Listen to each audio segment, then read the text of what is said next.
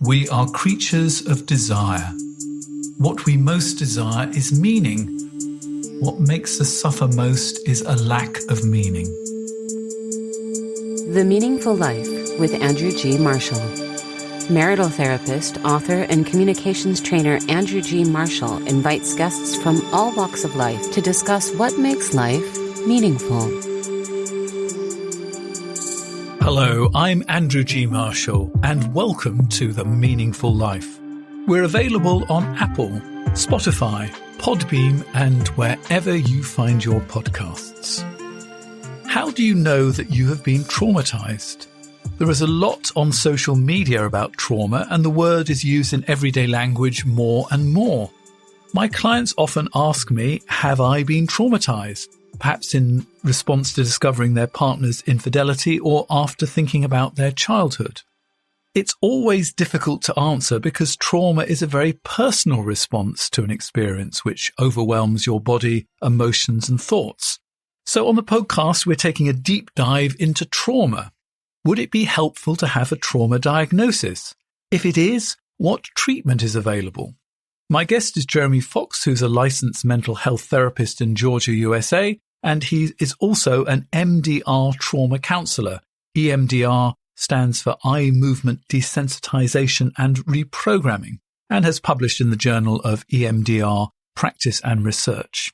Before we look specifically at trauma, let's get to know you a little bit better. What do you think in your childhood prepared you to become a therapist? Oh, that's a great question.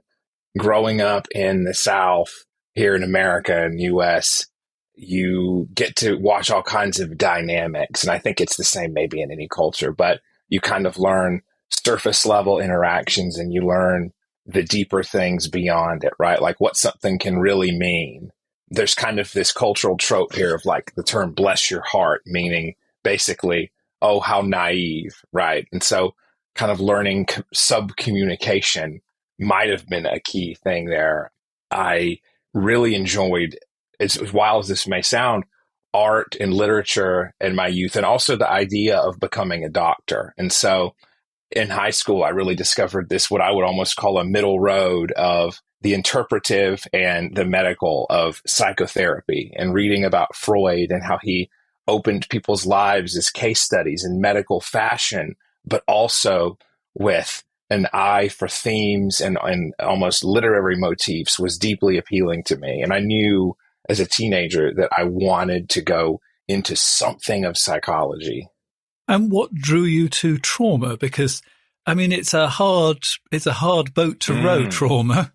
It is. Yeah, it's a light topic, isn't it? So initially setting out and then deciding to go the more clinician route in the psychology field, because as we know, research, clinician, they're complementary, but divergent in some ways.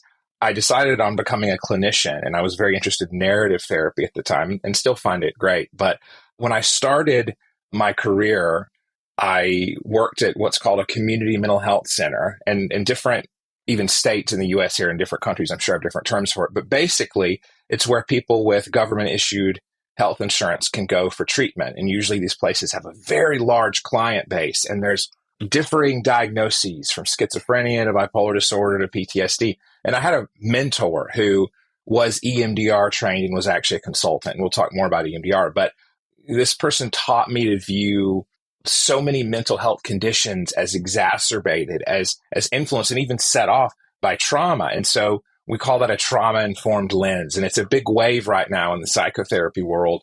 And once I started to see that and see the impact that the reliving of trauma can have on people, and then the power of reprocessing therapies like EMDR, and there are others too, I really began to see, wait a minute, even though this is the darkest of what is part of the human condition, when we address this, the prognosis is spectacular. So let's get down to brass tacks. What is trauma as far as you're concerned? So as far as I'm concerned, I really lean on definitions from people like Peter Levine, who's written heavily on it. He's an expert in the field, and he has really a quite practical definition, I think. So any unresolved autonomic nervous system response and the nervous system's response to the event, and not simply labeling the event itself. And so there's a lot of tricky sticking points now with that term trauma. Like, what's trauma? What isn't? Is everything trauma? And then conversely, the old school attitude of just kind of get over it. So you've got these spectrums, right? Of everything's trauma and then nothing's trauma and just kind of toxic positivity denial.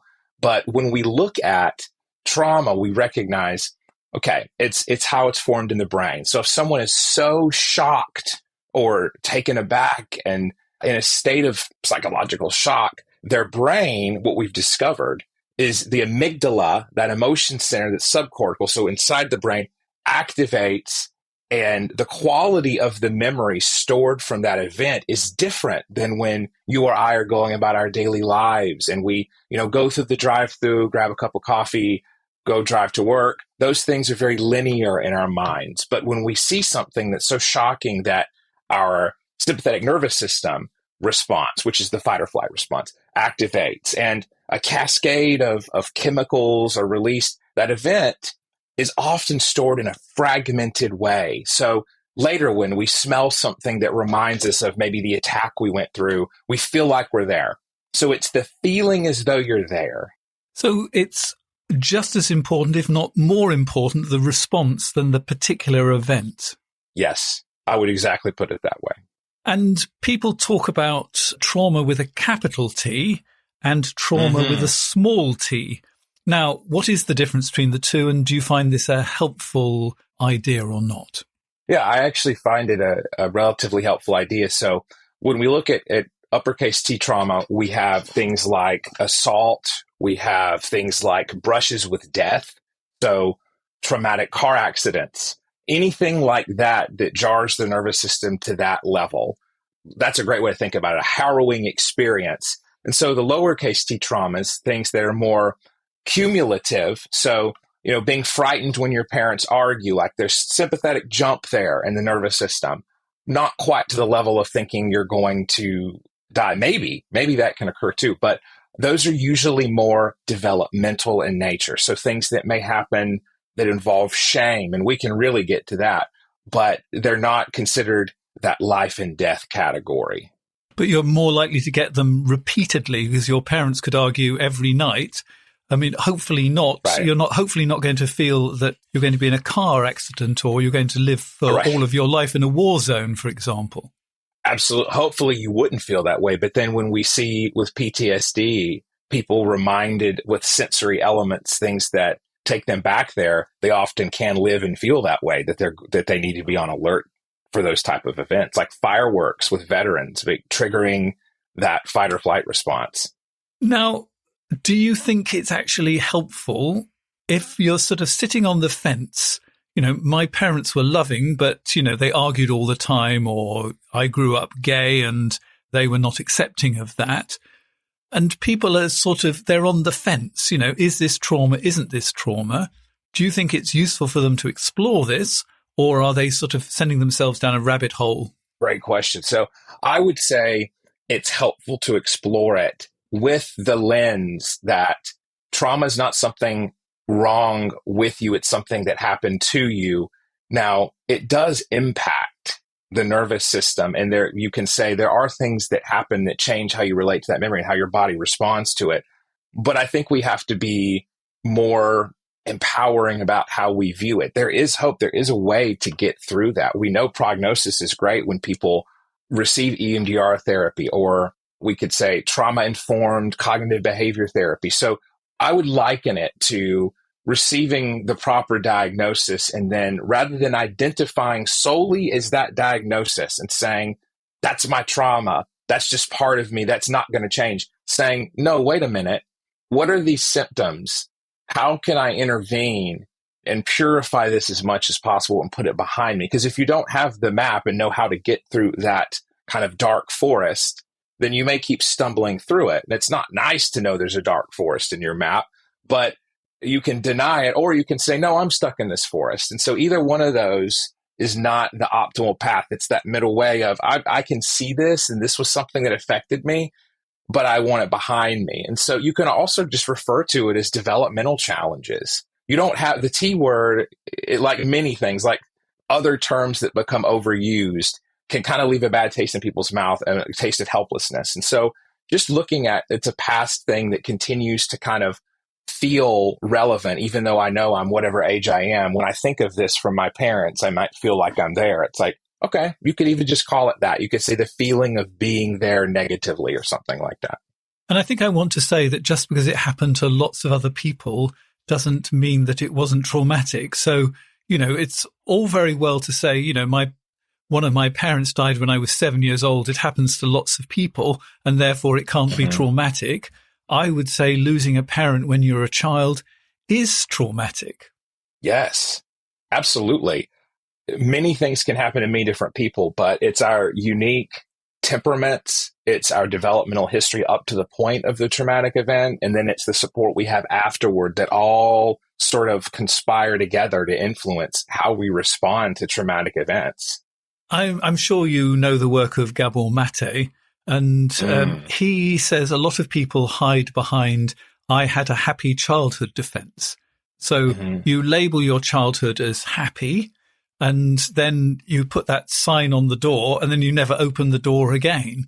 And he asks the question, who did you talk to? When you had a problem, who did you talk to? Now, what do you think of that question, and why is it such an important question? Well, I love that question. And so many different rich points there are coming up.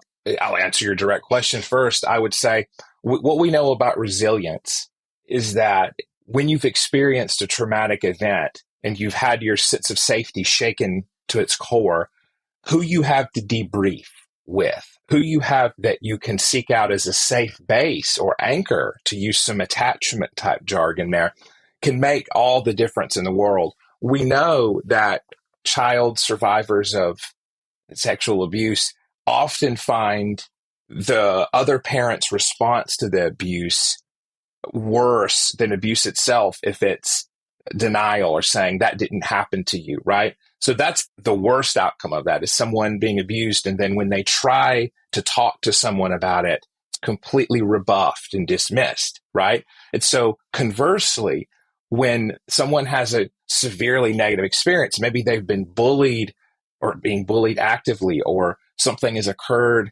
that really causes them to feel that they're fundamentally unsafe, and they have a supportive grandmother or a mentor at school, a guidance counselor, a family friend who can say, wow, this is really terrible, and I'm here, and you can talk to me about this. That is magnificently supportive and helps to bolster that person's capacity for coping.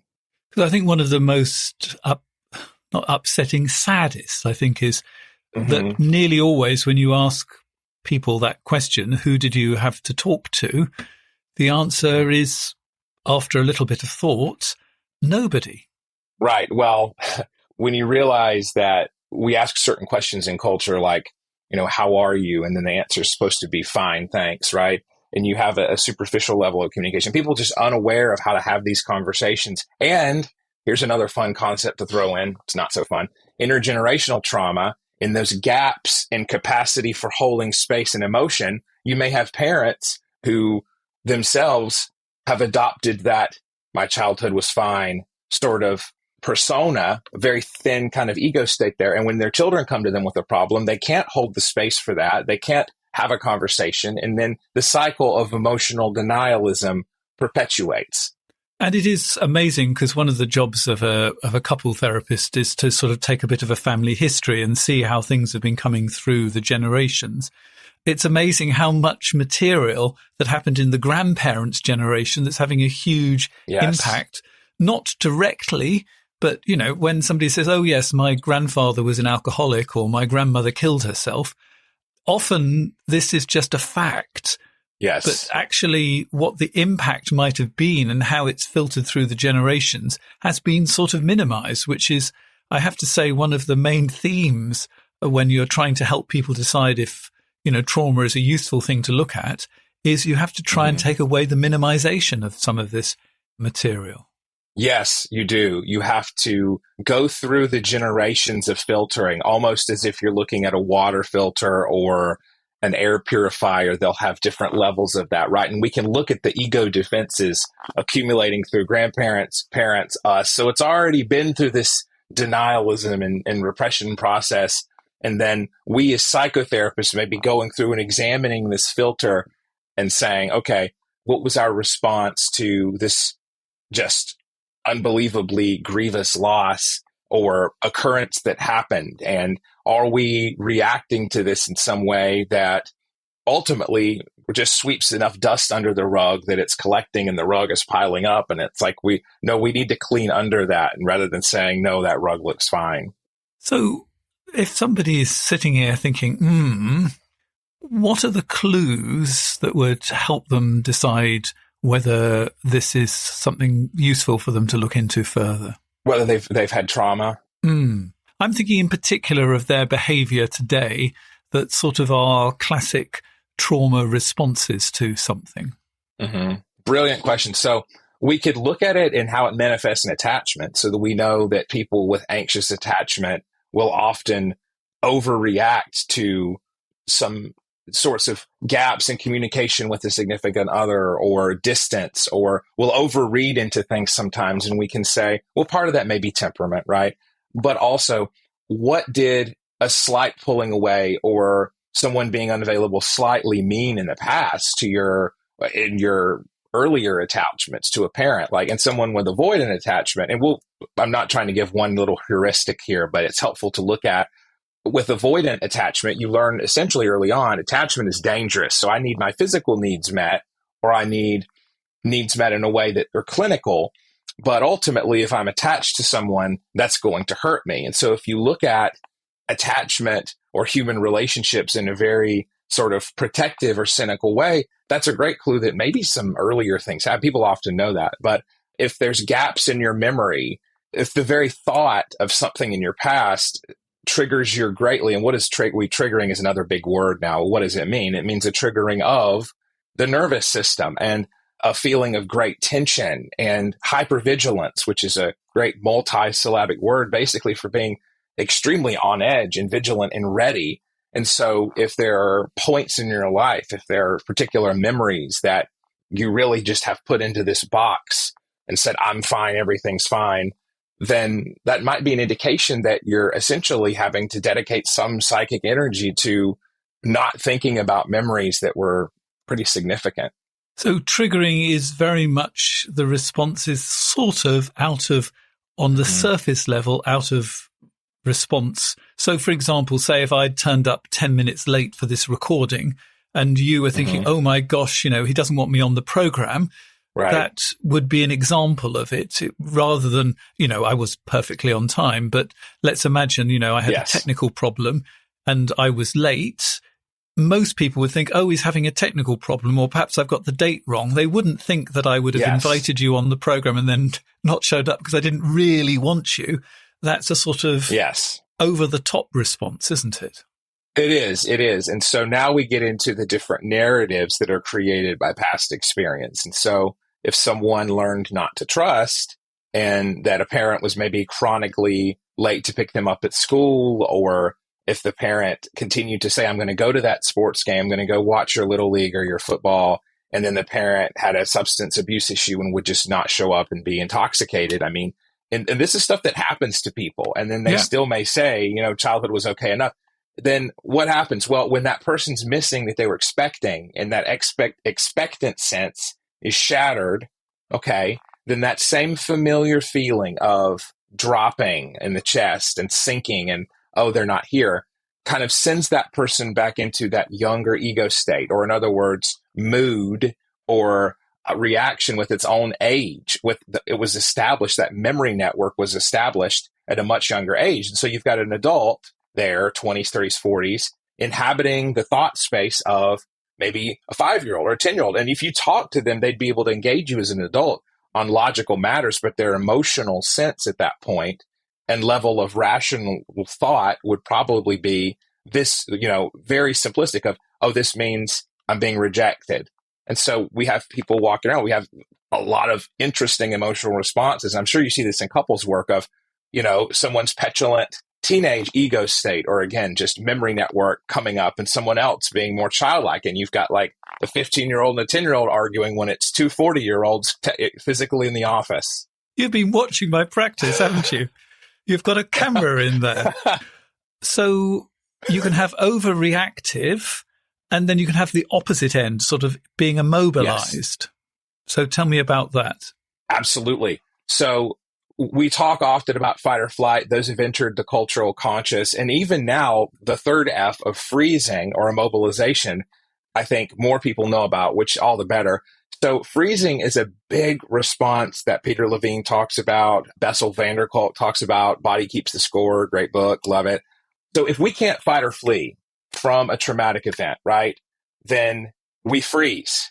We enter a shutdown state. Now, why does that happen versus fight or flight? Well, if as a child, we do this mental calculus instinctually. It's exquisite. As human beings, we have this capacity, like when something's happening, we fight, we flee. And then if we could kind of make that judgment, oh, I can't do either of those things, there's the freeze response. And so usually that's seen younger with children, or if you're an adult and there's absolutely no escape, then there's the freeze response as well. But it's so much easier for children to switch into that because they don't legitimately have the ability to fight an adult or flee and get away and drive in their car or something. Like, so the freeze response is typically one that can lead to what we would call dissociation or zoning out, going somewhere else mentally, the creation of kind of a frozen ego state, which can then come up later when someone is. So here's the problem. You've got a child who learns that they can't fight or flee and they freeze. They just freeze when a parent is abusive. And then that person ages up, they grow up, developmentally look normal on the outside. And then when an event hits them that they should be able to fight or flee, metaphorically, like if you have to be assertive, right? Or you just want to extricate yourself from the situation, escape it, like an abusive relationship, then you have an adult who kind of freezes up whenever there's a situation that they would need to, at that developmental level, be able to respond differently to than freezing. So in many ways, these are sort of childhood coping mechanisms that have become ingrained, and they make sort of perfect sense with the limited choices that we have as children. And it probably kept you, not safe, but safer than you could have been. But the problem is coping mechanisms they don't work properly when you're an adult and you have more choices. So I'm trying to sort of say, this is a rather difficult way to put, you did good, but we need to give up those old coping strategies because they're just not working for you now. Am I in the right area here? You're exactly in the right area. And I would use the metaphor. It's like you have a utility knife and you have multiple blades that can come out and you've got the little scissors attachment on it, right? Like the Swiss Army knives. It's like, as an adult, you don't just need that. You need the blade, you need the nail file, you need to have, and that all represents the personality because, the knife itself is the person and you have different states you can switch into. And people often ask, does that mean I have, multiple identities? Because that's a common myth. It's like, no, we all have ego states. We're conscious of how we behave in different situations, but we'll take a step back and say, what came over me? Well, what came over you was an automatic nervous system response that was laid down, the foundation of which was laid down earlier in life. And so I like to honor clients' defenses and say, yeah, this kept you safe then, but it's like having one song in a playlist. You need to be able to have other things in your repertoire to build, a meaningful life, we could say, right? What's meaning if there's this kind of automatic response to things without the ability to choose? Yeah, you get hijacked by the past. So I think it might help us to understand what's going on in the brain when we get hijacked by the past. So help us out. Absolutely. So what goes on in the brain is there's less cortical functioning and more emotional response occurring. There's amygdala activation, which is that emotional center. There's that sympathetic nervous system response, which the fight or flight sort of thinking that occurs there is very limited and extremely focused on the now. And so people can kind of get caught in this eternal now with PTSD, post-traumatic stress disorder, and be focused on momentary survival, which isn't a very sustainable lifestyle. We also see in borderline personality disorder, people can be very hypervigilant and focused on just now and not some of that more future-focused thinking. So you're a specialist in EMDR. Let's just remind ourselves of what that stands for: eye movement desensitization and reprogramming. So how does that work, and how does it fit with trauma? Absolutely. So EMDR therapy was discovered kind of principally in 87 by Francine Shapiro, the founder, who noticed that her eyes darted around some trees while she was taking a walk in a park, which was really a fortuitous thing for us. So I'll walk you through what happens with the most prescient, most well-known part. So the desensitization. So your listeners can think of desensitization. They can think of exposure therapy as kind of being exposed to your fears, riding out that initial anxiety, and then coming out the other side, right? And so with EMDR, we have them dial up like a signal, connect to the Wi-Fi signal, so to speak, of a memory through the thoughts, the emotions, the body sensations. But we have someone bring up the elements of a memory, and then we have them engage in what we call, big phrase here, bilateral, just side to side stimulation, so simultaneously they're holding that memory. And what ends up happening is, as they ride out like a wave that memory while moving their eyes, typically side to side, back and forth, left to right, there's a descent, a decline in the vividness and emotionality of that memory. And so that's a key ingredient of EMDR therapy. And there's been much research about it. What we're discovering, there's this idea that it taxes the working memory. So we can only keep so much in mind at once with the working memory. Like it's like having a bunch of computer tabs open. The more you open, the slower YouTube will go as you watch it. Like if you're taxing your brain's RAM that way. So distraction in the eye movement takes away from the emotion you can focus on. So that's one hypothesis. What's really exciting, though, is that we have some evidence that the eye movements activate a part of the brain that compete with the amygdala. So we have this effect of decline in emotion as we get that eye movement going side to side. And so I know Huberman has talked about that. Andrew Huberman's talked about that recently. And I'm really excited for that's a new thing that we've discovered. It also replicates slow wave sleep to an extent, we think, with some of the amygdala and hippocampal function. So the impact of EMDR therapy is that we no longer experience the emotions the same as the memory. It's still there. We haven't deleted the memory, but it declines in that emotional vividness. Is it stored in a different way, the memory, after EMDR? Yes. So typically the memory is stored as this episodic, very emotionally distressing memory it has this vividness attached as if you're there. But when it comes to after EMDR therapy, it's more of a semantic element. It's more a factual thing that occurred that is replaced in time. So with EMDR, we have it's eye movement desensitization, right? So we know the eye movement part. We just talked about that. Okay. So there's the desensitization, just talk about that reprocessing. So that's the R in EMDR therapy. And so what that means is when you've desensitized this memory and taken out this emotional vividness, it's then reprocessed, restored in a different way, reconsolidated, memories reconsolidated in a different fashion where you can look back at it and it's no longer this time travel that occurs. And instead, we can look at it on a timeline, and it's in the past. So what else do you do beyond EMDR to help your clients with trauma?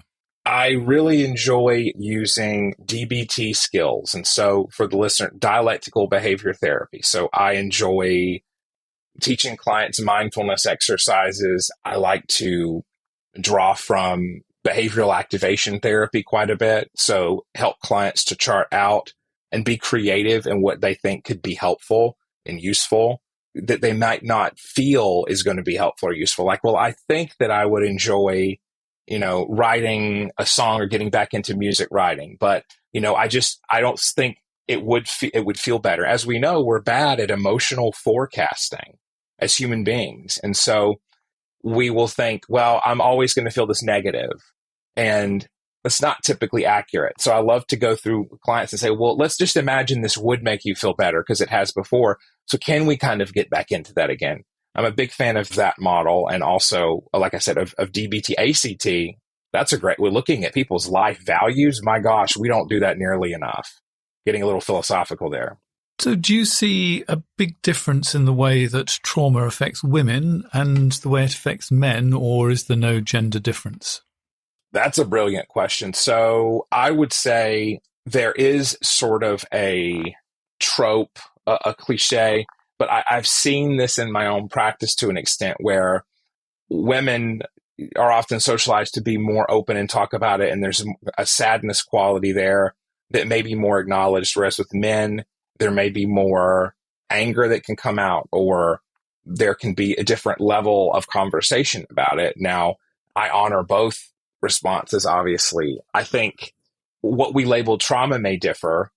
Sometimes both of those genders can medicate with substance use. We see that, but often it's kind of more socially appropriate across Western culture, really a lot of cultures, that with men, maybe that manifests as anger and more of this like, you'll never do this to me again sort of response.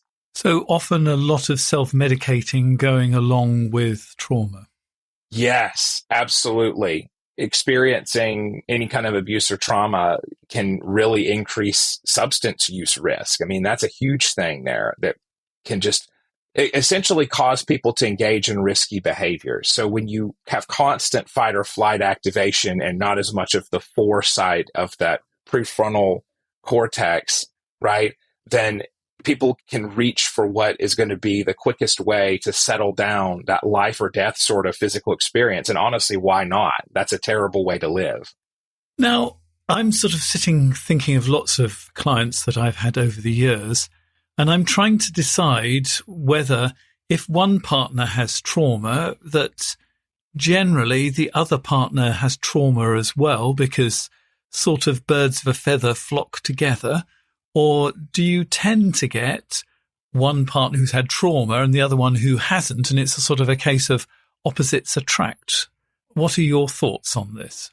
So my thoughts on it would be people fit together like puzzle pieces in interesting ways. And so you have someone who may have more of a codependent placation trauma response that has been ingrained. Like you talked about with Susan Schwartz and the as if personality, and I loved that. And it was in that episode about imposter syndrome. And you have like that formation of someone who learned, I need to go along and give a performance and make other people comfortable. So you can look at that. You can look at what formed that as sort of developmental trauma. And you could say, well, all right, what kind of person is someone like that possibly going to draw, or what are they not going to, say, step off to, right? Maybe a domineering partner. And so that domineering partner may have learned early on that the only person you can trust is yourself, and, you know, to live in a certain way that's very self-protective. And that could have been due to traumatic experiences as well, right? And so that's a case of two people interlocking due to different responses to earlier trauma. And so you can see birds of a feather flocking together for sure. And you can also see someone who has been through traumatic events clinging to those who are, I guess, you could say more neurotypical, and couples being confused because one partner experiences such vivid reactions to stuff the other one just doesn't get. Yeah, I mean, that can be really difficult when one person sort of explodes and then, you know, it's over and done with, and the other person is left dealing with all the wreckage, and they can't actually just sweep it away after the explosion like that, and they have a sort of a long-term impact for it. So, you know, it might seem that it works really well. You've got somebody who's dealing with trauma and somebody is not going to react in the same kind of way. And obviously two people jumping off the building at the same time is not going to be helpful. But that explosion and somebody else traumatized by the explosion is not very helpful either. No, it's not. I get this phrase thrown around, which is another social media phrase, and I'm sort of about it, and that is trauma bonding. First of all, what do they mean, and what is it? Okay, right. So trauma bonding, interesting phrase. typically, so I've heard it used in multiple ways, and I think that's due to just kind of that confusion around a term, people making up wording. So really what it means, where it started out, is this idea that a person forms a deep emotional bond with someone that causes them harm. And so you can look at it as an abusive relationship cycle too. There's that mounting, developing connection, and then something happens and the other person maybe strikes the traumatizer in this role strikes the person, or is very unkind, verbally explodes, and then makes up for it. And you've got kind of a very familiar, just what we used to call like the abuse cycle. But I've also had it used in, I've got a trauma and he's got a trauma, I've got a trauma and she's got a trauma, and therefore our connection is our mutual trauma rather than and I don't like the phrase, but I'm going to use it, healthy connection. Right. So that's the other use of it. So I heard that first use of it that we just talked about, which can kind of get into analytic stuff. But that second one I heard that phrase is like sharing war stories. Like in group therapy, you'll talk about like bonding over war stories, and then you'll say, let's keep that minimal because that can go off into some negative space. And so essentially the trauma bonding there of, well, I had this happen, you had this happen. Why would that be a negative thing? Well, if that sets the frame and that sets expectations, even unconsciously, of like, this is what life is, and you can't trust anyone. I mean, you can already see there's going to be a toxicity in that, and really dwelling on it. What we think about the most is what we tend to move toward or expect. And so people need to realize that. Like, you can't say, I'm not going to think about a pink elephant constantly. You're going to be thinking about it. So if we think about what we don't want constantly, that's what populates our mind and and is our frame of reference. And so I would say with that kind of trauma bonding, sure, you can validate one another's experiences initially and even say, well, we never want this to happen in our family. But then I would say move toward positivity bonding, positive expectation bonding. What do we want? What are the solid implementable steps and things that we can do that build a sustainable, meaningful life? Excellent. In a few seconds, we're going to look at a practical situation and see if there is trauma there and what can be done about it. The Meaningful Life with Andrew G. Marshall. Please follow us on Twitter, like us on Facebook, and visit our website, andrewgmarshall.com/podcast, where you can join our supporters club and unlock bonus material and other benefits. How do I tell my partner difficult things without it being heard as criticism or my partner getting defensive, walking away, or it prompting a bad atmosphere?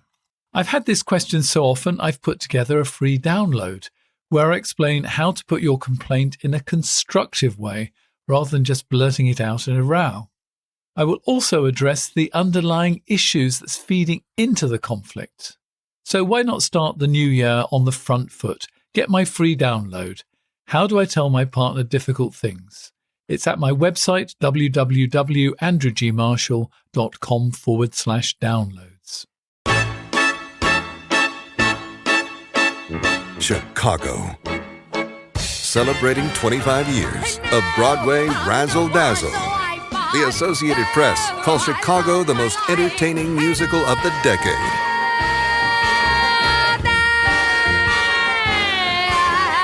Paint the town again with Chicago the Musical. Tickets on sale now at BroadwaySanJose.com. Are you struggling to lose weight and keep it off? Tired of wasting time and money on starvation diets that lead to more frustration and stress? If there was a weight loss solution that could actually work for you, would you try it? Then head to Golo.com. I'm Steve. I lost 138 pounds in 9 months on Golo. I'm Amber. I've lost 128 pounds with Golo Taking Release. If you're ready to take back control of your life, head to Golo.com now and see how Golo can work for you. That's GOLO.com. My sleep is way better. My inflammation has gone way down. Golo saved my life. I was way overweight. That's what sent me down the path. I wanted to make sure and live for my kid. I have literally tried everything. I was on the verge of getting gastric bypass surgery, and I saw the Golo commercial, and it was the last thing I tried because it worked. Join over 2 million people who have found a better way to lose weight with Golo. Your healthier and happier life begins at Golo.com. That's GOLO.com. Again, GOLO.com.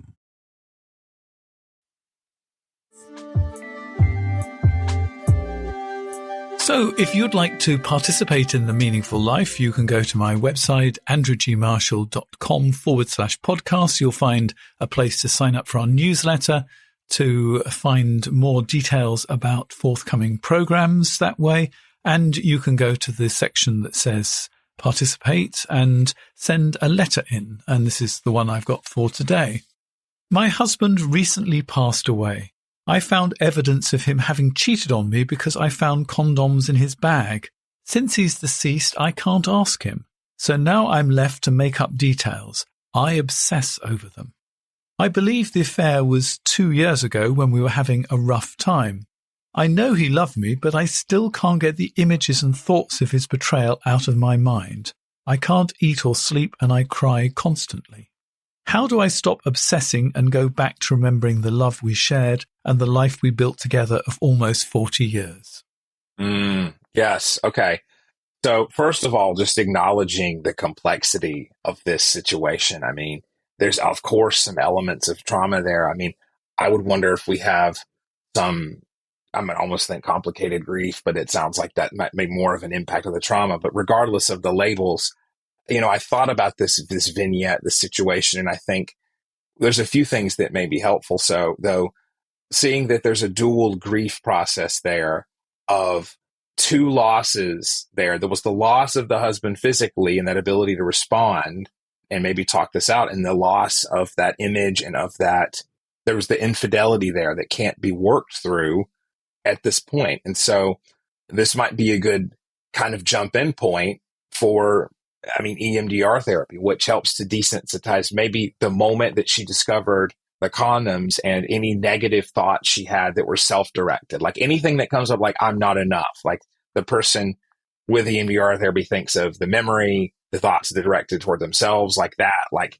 I wasn't enough or something, and then desensitize the memory that way. And so we're not getting rid of the memory, we're desensitizing the emotional process and the self-directed quality of the memory. And so finding an EMDR therapist, desensitizing that moment of impact, so to speak, of discovering the infidelity.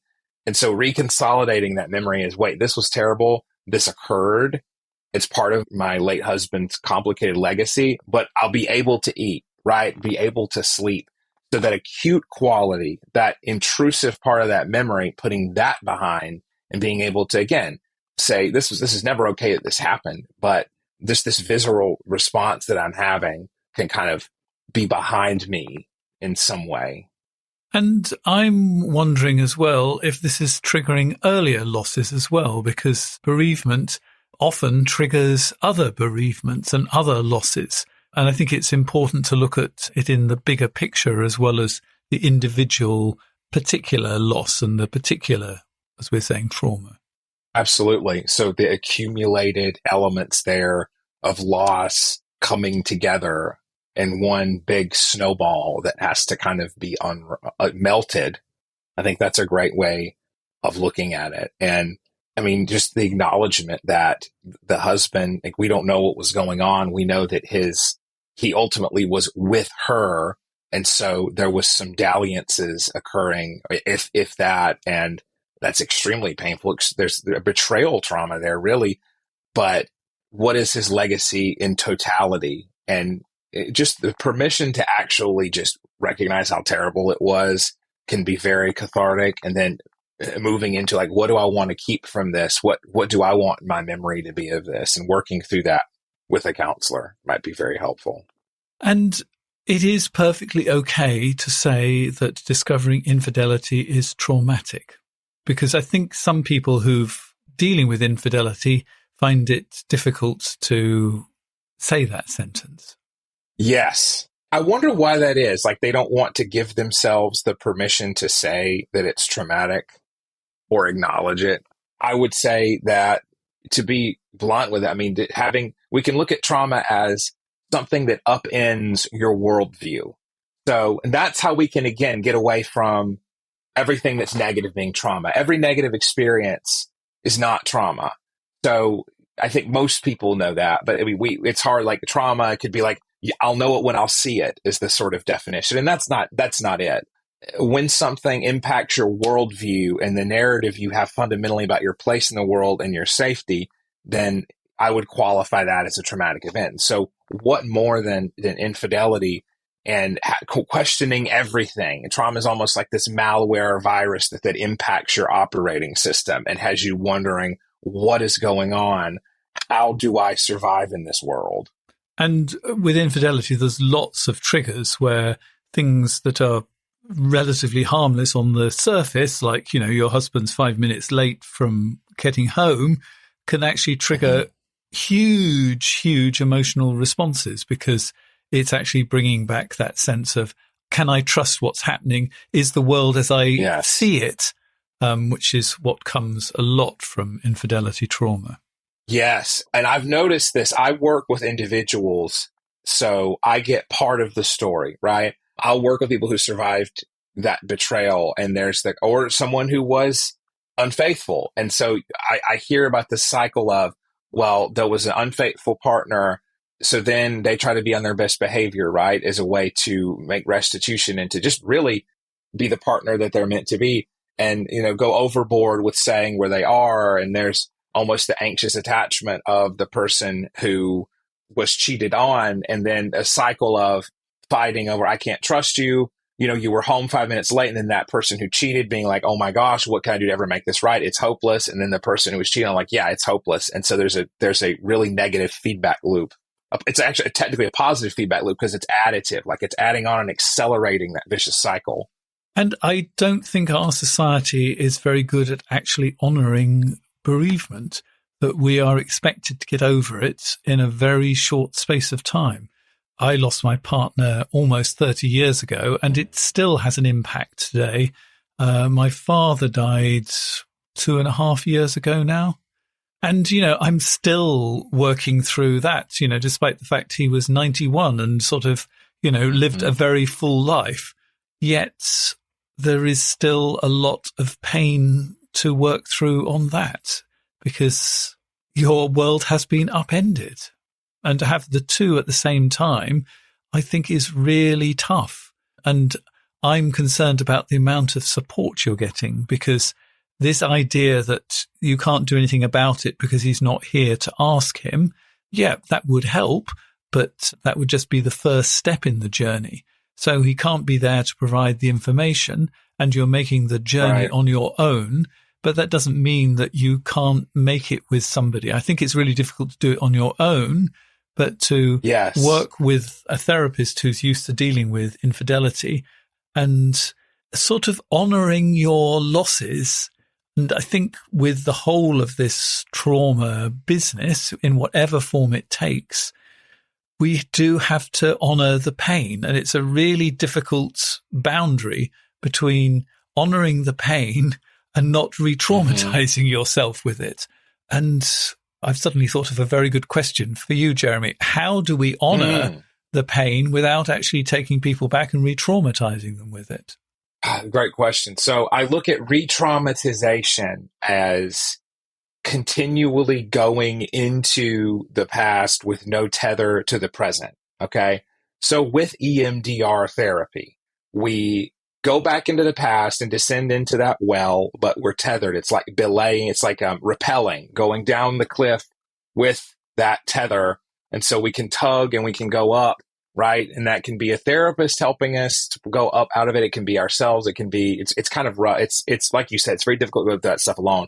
So to go back to the past and relay down and say, I'm going to honor this. I'm going to set a time maybe to think about this traumatic incident or loss or grief, and journal about. We know journaling is so therapeutic, and then I'm going to think on something that I want to come of life, that I want in the present, that can be very useful to honor things. I have clients ask me if they should burn letters that they were going to send someone. I say, if it will make you angrier and dwell on it more, probably not. If it will induce a sense of finality or completeness, then yes, that may be useful. So there's something in psychology called the Zeigarnik effect, which was named after the person who discovered it. And it's this idea that we remember incomplete things that we were interrupted in, which can be trauma, by the way, better than complete events, complete actions. And so we remember things we have to do, like a to-do list. And so what can help to honor a loss? Like, this thing was incomplete, but I want to give some sense of closure, is going to be different than dwelling on the gap and, well, this is not here and I'm never going to have it. And it's like, how do you look to the past while moving in the present toward the future? I would say that is the way to look at honoring the past and not getting immersed in it like you're there. And I think it's really important to say, tell your therapist, this is really difficult. I don't know if I really want to go there. And the therapist can walk you to the door. And if you decide you don't want to open the door, that's fine. And, you might actually, certainly when I've had clients with very painful stories, I say, just give me the headline so I know what's behind the door. So it's got a name, so like sexual abuse or car crash or whatever it is. But we don't actually have to open the door. We don't have to see all the details. We don't have to see the mangled metal sort of kind of thing. Or maybe on one particular day, you do want to look at the mangled metal. It's sort of, I think it's up to you. You are the person that knows you best. The therapist is there to sort of be your support. And so if you want to go to mangled metal, that's fine. If you don't, that's also fine. It's a question of actually what you need. And it probably will depend week to week, day to day, maybe even minute to minute. And if you feel relaxed and able, I think that is very empowering. So it's really important to say no. The therapist might know a lot about therapy, but he or she is not an expert on you. That's you. And that's important for all types of therapy, not just when we're dealing with trauma. Yes, you nailed it. I would absolutely throw in there, we therapists have to be aware that the therapeutic world is an echo chamber. We interact with other therapists and psychiatrists. We talk about this stuff almost like ER doctors. We're so used to it, but our clients may never think about things to the extent that we think that they may be repressing things. We have to honor that and say, hey, I'm not here to just strip your defense mechanisms away. I'm here to help you to slowly replace them in a way where you can tell me if we're going too quickly. Like, please let me know, because I'm invested in your healing process and not on my timeline. That's crucial. That dual awareness too, of whenever clients are starting to feel in the past, when they're discussing the past, keeping them in the present, 1 foot in the past, 1 in the present. That's a mantra of EMDR therapy and of good therapy in general. So final thoughts on trauma. If we were going to take away one thought with us, what's that one thought? Okay. I would say that trauma is created when there's like an interrupted action impulse. You feel trapped and you feel unsafe. So that's the formula. If you go choose to be on a roller coaster, right, then you're choosing to be restricted, but you know you're going to be safe if you enjoy roller coasters. Okay. If you feel unsafe, but you can escape, the brain does not typically encode that as traumatic the way it would if you're frozen and have to see something or feel unsafe. And so that's not much of a good final thought, is it? Well, you can look in your life and say, okay, this happened to me. How can I introduce a sense of freedom and work through that event? How can I give myself freedom of mobility, just moving? How can I see this as something where I'm not trapped and I'm safe now? How can I feel a present sense of safety? Beautiful thoughts. So we haven't finished because there's some bonus material to come. But before we do that, I need to ask you, as a witness here on The Meaningful Life, what makes your life meaningful? So I greatly enjoy making psychotherapy fun and authentic, creating new ideas, metaphors for the field. So to get more personal, I really enjoy authentically understanding others and not just surface level stuff, and being understood, right? Like, I'm a therapist, yes. I value humor. I value going to concerts, music shows, things like that. Just authentic living makes my life meaningful. Beautiful. Authentic life and meaningful life going hand in hand. And on the subject of things that go hand in hand, I'm afraid these are two negatives that go hand in hand. We're going to look at the link between anxiety and trauma. We haven't really talked very much about anxiety, but I'm afraid to say that tends to come hand in hand with trauma. So if you'd like to find out more about that, you can hear the bonus material by subscribing directly via Apple or Spotify.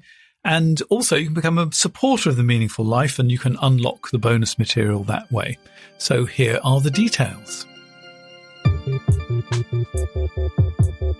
You've been listening to The Meaningful Life with Andrew G. Marshall. You can follow Andrew on Twitter, like him on Facebook, and please leave a review wherever you consume your podcasts.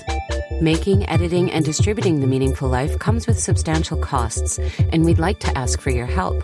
Visit our website, andrewgmarshall.com/podcast, where you can join our supporters club and unlock bonus material for every program, send in a letter to be discussed by Andrew and his guests, and join a community of other people seeking to make their life meaningful. At the gold level, you get even more benefits. Production of The Meaningful Life with Andrew G. Marshall is by Michael Dooney. Social media by Madeleine Healy. Sound engineering and theme tune by Sebastian de la Luz Mendoza. And I'm Susie Colick. Please tell your friends and spread the word. Thank you.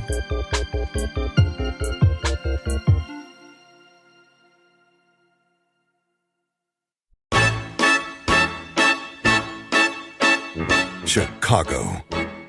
Celebrating 25 years of Broadway razzle-dazzle. The Associated Press calls Chicago the most entertaining musical of the decade.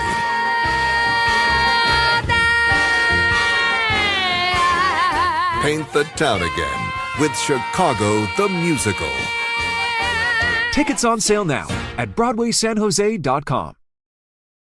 Go wild with generative AI in Adobe Photoshop. Create anything you can imagine just by typing a text prompt, like a jaguar. No, a jaguar on a spaceship.